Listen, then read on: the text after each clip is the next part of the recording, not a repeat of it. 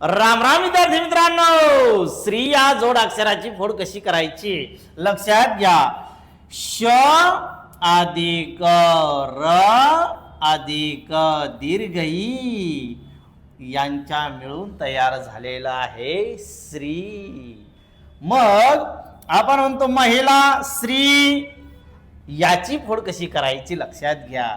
स अधिक त अधिक र अधिक दीर्घ ई म्हणजे स्त्री. त्या ठिकाणी त आणि र च आणि स च काय आहे, जोड अक्षर आहे.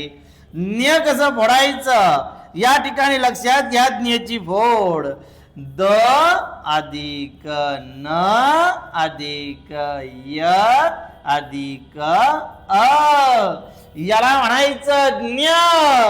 आणि मग गुरुजी क्ष कसं फोडायचं, क अधिक श अधिक अ. आलंय का लक्षात.